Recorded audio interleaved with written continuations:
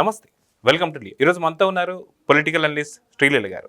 నమస్తే అండి. నమస్తే అండి. మనం నిన్న చూసుకుంటే సత్యసాయి జిల్లాలో మాజీ ముఖ్యమంత్రి వైఎస్ జగన్ గారు మాట్లాడుతూ పోలీసుల బట్టలు ఊడదీస్తానని చెప్పి వాళ్ళ ఉద్యోగాలు ఊడబీకేస్తానని చెప్పేసి, లేదా చంద్రబాబు నాయుడు గారికి వాచ్మెన్ లాగా పనిచేస్తున్నారని చెప్పేసి అని.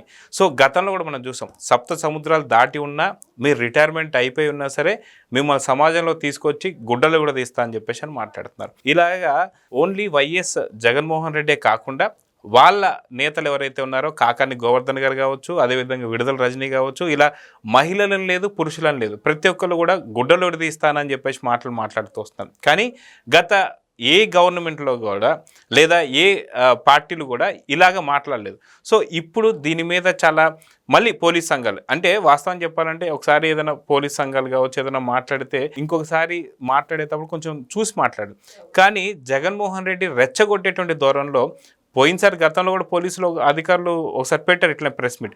ఇప్పుడు మళ్ళీ ప్రెస్ మీట్ పెడుతూ ఒక మహిళా పోలీస్ అధికారి భవానీ గారు మాట్లాడుతూ కొన్ని వ్యాఖ్యలు అయితే చేశారు. మొత్తాన్ని ఆ వ్యాఖ్యలను ఎలా చూడాలి, మొత్తానికి ఆవిడ ఏమనిందంటే ఏం చెప్తారు?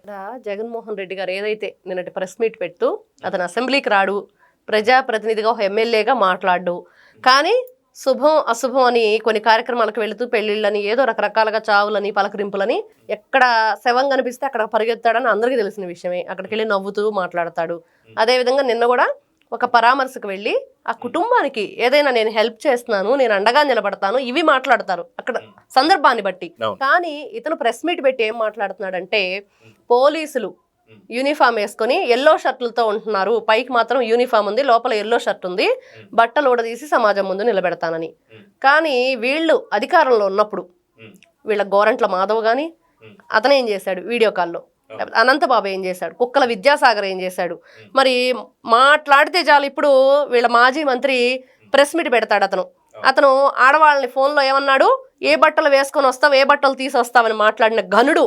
మరి ఆడవాళ్ళకి వీళ్ళు ఏ విధంగా రెస్పెక్ట్ ఇచ్చారు, మరి వీళ్ళు చేసిన పనులు ఏంటి అంటే వీళ్ళ పనే బట్టలు ఊడదీయటం, వీడియో కాల్స్ చేయటం, అది అందరికీ తెలిసిన విషయమే.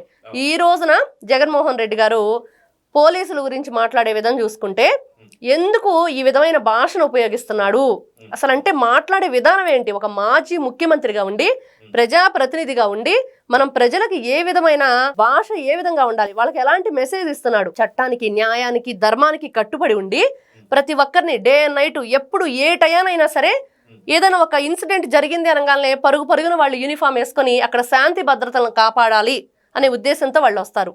ఎంతో కష్టపడి రేయనక పగలనక వాననక ఎండనక ప్రతిసారి వాళ్ళు ఏ ప్రోగ్రామ్ అయినా సరే పోలీసులు లేకపోతే ఏది జరగదు, అక్కడ శాంతి భద్రతలు అనేవి ఉండవు, అది అందరికీ తెలిసిన విషయం.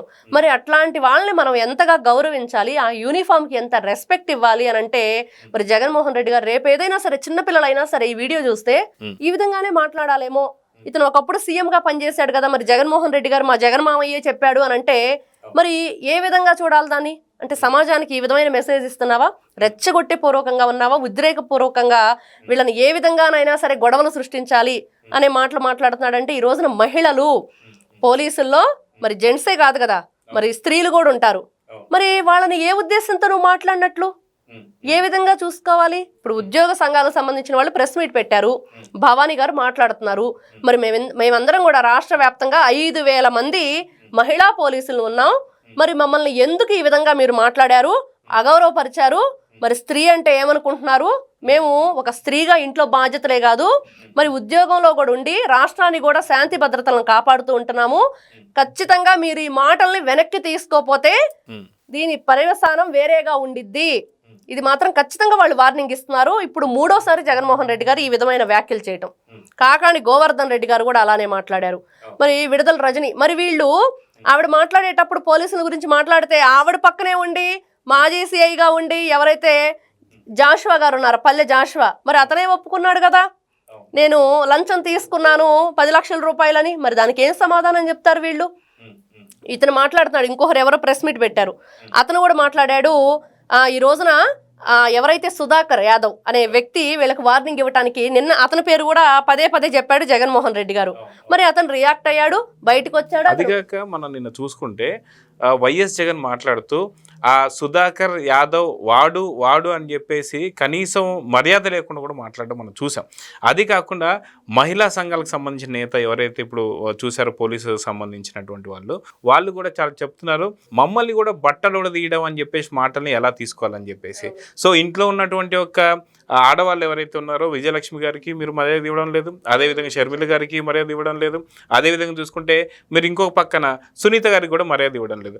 సో అదేవిధంగా ఇంట్లో వాళ్ళ స్త్రీలకే మర్యాద ఇవ్వని వాడు బయట ఉన్నటువంటి వాళ్ళందరూ కూడా అలానే ఉంటారని చెప్పేసి అనుకుంటే కరెక్ట్ కాదు. కాబట్టి ఖచ్చితంగా ఈ మాటలు వెనక్కి తీసుకోమని చెప్పడం ఒకవైపు అయితే, ఒకవేళ తీసుకోలేదంటే మనకు మేము చట్టపరంగా దీనిపైన ఏదైనా కేసు తీసుకెళ్తామని చెప్పేసి మాట్లాడతాం. నిజంగా మహిళా పోలీసులు అక్కడ మనం చూస్తే ఖచ్చితంగా పురుషుల అధికారులను మాత్రం అయితే పోలీసులు అంటే ఓన్లీ పురుషులు మాత్రమే చెప్పలేదు. సో మహిళలకు బాధపడతారు కాబట్టి ఖచ్చితంగా దీనిపైన లీగల్ యాక్షన్ తీసుకునే అవకాశం ఉందంటారా? ఇక్కడండి ఇప్పుడు మీరు అన్నట్లుగా లీగల్ యాక్షన్ తీసుకోవాలి ఖచ్చితంగా. ఎందుకంటే ఈ రోజున సాక్షి మీడియా సాక్షిగా వాళ్ళకి సంబంధించిన ఒక వ్యక్తి ప్రెస్ మీట్ పెట్టి సుధాకర్ యాదవ్ గారి గురించి మాట్లాడుతూ అతని ఫోటోలు చూపిస్తూ లోకేష్తో ఫోటో దిగాడు, ముఖ్యమంత్రితో ఫోటో దిగాడు అంటే ఇతను కాకి చొక్కా నుంచి కద్ర చొక్కా మారాలనుకున్నాడు, మరి ఇతను ఎమ్మెల్యే టికెట్ని ఆశించాడు అని చెప్తున్నాడు. మరి వీళ్ళు కాకి చొక్కా నుంచి కద్ర చొక్కాని తీసిన గోరంట్ల మాధవ్ ఎవరు? మరి అతను కాకి చొక్కా వేసుకున్న వ్యక్తే కదా. అప్పుడు టీడీపీ వాళ్ళని అతను దాడి చేసేసి ఎలా అంటే అలా నోటికి వచ్చేసి మీసాలు మెలేసి మాట్లాడినప్పుడు అలా మాట్లాడినందుకే కదా ఈ రోజున వీళ్ళు కద్దరు చొక్కా వేశారు అతనికి.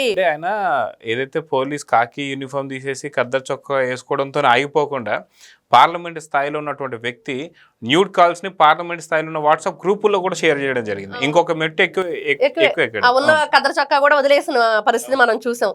అలాంటి వ్యక్తులు ఈ రోజున ఇతను ప్రెస్ మీట్ పెట్టి ఎవరైతే సుధాకర్ యాదవ్ ఉన్నాడో అతన్నే టార్గెట్ గా, ఎందుకంటే బయటకు వచ్చి మాట్లాడాడు కాబట్టి ఆయన వాయిస్ ఆయన ఇచ్చాడు కాబట్టి, నువ్వు ఈ విధంగా వీళ్ళని కలిసావు, నువ్వు ఎమ్మెల్యే టికెట్ ఆశించావు, పోలీసు అయి ఉండి నీకు రాజకీయ నాయకులతో ఏం పని అని.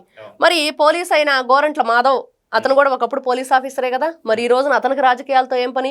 ఎందుకు కనీసం పోలీసులు విచారణకు రమ్మంటేనే మొన్న అంతర్యుద్ధాలు జరుగుతాయని మాట్లాడాడు. మరి వీళ్ళందరి మీద ఎటువంటి చర్యలు తీసుకోవాలి? ఖచ్చితంగా ఇప్పుడు పోలీసులు మాత్రం సంఘాలు ఏదైతే ఇప్పుడు పోలీసుల సంఘాలు ప్రెస్ మీట్ పెట్టారో, మహిళ ఆవిడ ఎవరైతే పోలీస్ సంఘం అధ్యక్షురాలుందో భవానీ గారు ఖచ్చితంగా చెప్తున్నారు, వదిలిపెట్టే ప్రసక్తే లేదు. మీరు ఖచ్చితంగా ప్రెస్ మీట్ పెట్టి మీ మాటల్ని మీరు వెనక్కి తీసుకుంటారా, లేకపోతే కఠినమైన చర్యలు మమ్మల్ని తీసుకోమంటారా అని ఆవిడ రెండు మాటలు ఇదే అడుగుతున్నారు. మేము మహిళలు ఉన్నాము, 5,000 మంది ఉన్నాము, మరి మీరు ఏ విధమైన ఉద్దేశంతో బట్టలోడ తీస్తానని చెప్పి మాట్లాడుతున్నారు పోలీసుల్ని అంటే అతను అంటున్నాడు ఇందా ప్రెస్ మీట్ లో అందరినీ కాదు కొంతమందిని అని. అంటే ఆ కొంతమందిలో మహిళలు లేరా?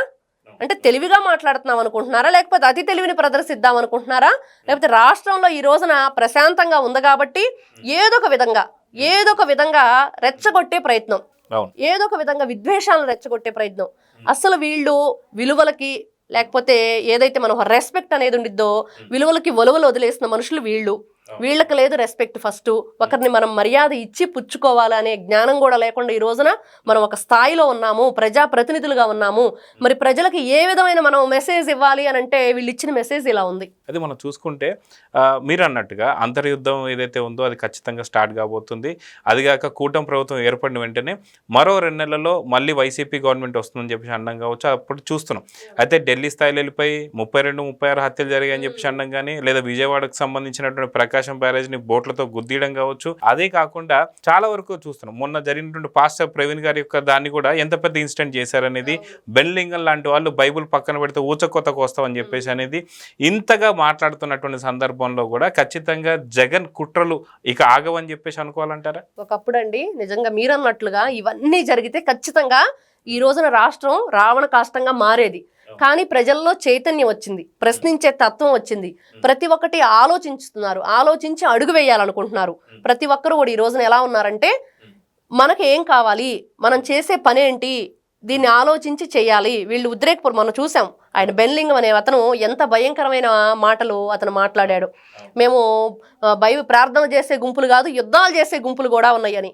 అంటే ఏం చేద్దామని మీరు యుద్ధాలు చేసి, మేము ఒకప్పుడు రౌడీలవి రాక్షసత్వంగా ఉంటాము, మేము ఏదైనా చేస్తామని. అంత రాక్షసత్వంగా ఉండేవాళ్ళు బైబిల్ని ఎలా ఎందుకు పట్టుకున్నారు మీరు?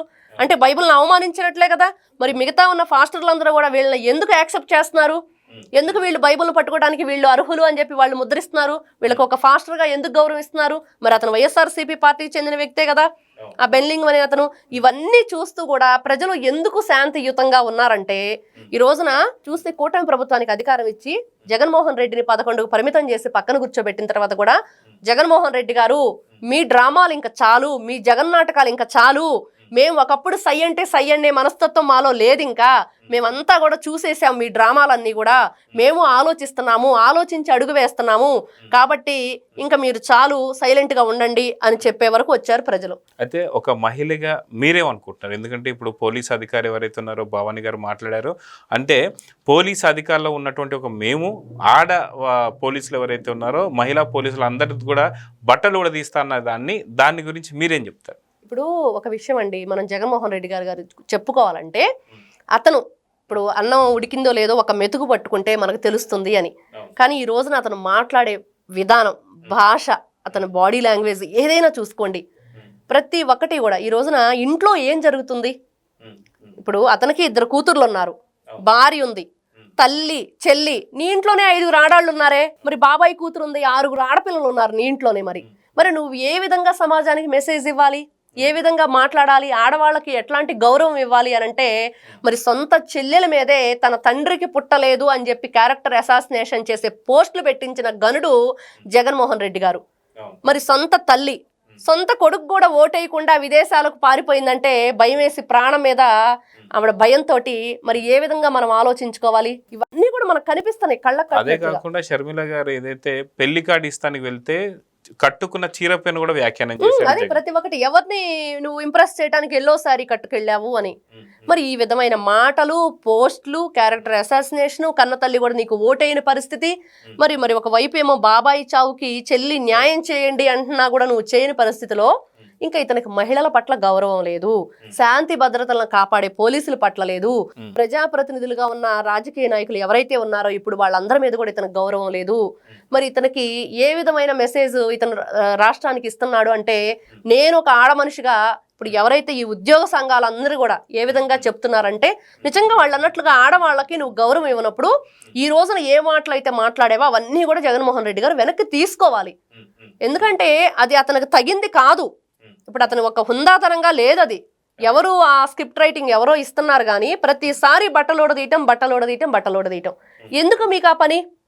అంటే మీరు గతంలో అధికారంలో ఉన్నప్పుడు ఆ యూనిఫామ్కి మకిలి పట్టించి దాన్ని పాడు చేశారు కాబట్టి కొత్తగా యూనిఫామ్స్ ఏమైనా ఆర్డర్ పెట్టాడా? లేకపోతే వాళ్ళకి యూనిఫామ్ కుట్టించే పని ఏమైనా పెట్టాడా? మరి ఏం చేయబోతున్నారు జగన్మోహన్ రెడ్డి గారని ఈ రోజున ప్రతి ఒక్కరూ ప్రశ్నించే పరిస్థితికి ఆయన తీసుకొచ్చుకున్నాడు. నిజంగా అతని గౌరవాన్ని అతను తగ్గించుకున్నట్లే. అవును, ఎందుకంటే తనే కాదు, ఏదైతే యథా రాజా తదా ప్రజ అన్నట్టు జగన్ అయితే ఎలా ఉన్నాడో అదే విధంగా చూసుకుంటే మిగతా వాళ్ళ పార్టీలో ఉన్న వాళ్ళందరూ కూడా దువ్వాడ శ్రీనివాస్ కావచ్చు, గోరంట్ల మాధవ్ కావచ్చు, లేదంటే అనంతబాబు కావచ్చు, అంబటి రాంబాబు కావచ్చు, లేకపోతే అవంతి శ్రీనివాస్, కుక్కల విద్యాసాగర్ కావచ్చు, వీళ్ళందరూ కూడా మహిళల పట్ల ఎట్లా బిహేవ్ చేశారు, వాళ్ళ న్యూడ్ కాల్స్ ఏంటి అనేది ఇప్పుడు బాగా అర్థమవుతూ ఉంది. సో చూద్దాం, మొత్తానికి ఏదైతే మహిళా పోలీస్ అధికారి వ్యాఖ్యలకైనా సరే స్పందించి ఆ వ్యాఖ్యలు వెనక్కి తీసుకుంటాడా, లేదంటే మనకు చట్టపరమైన చర్యలు తీసుకోవాల్సి వస్తుందా లేదా చూద్దాం. మరి నమస్తే. Please subscribe to Leo news for more videos.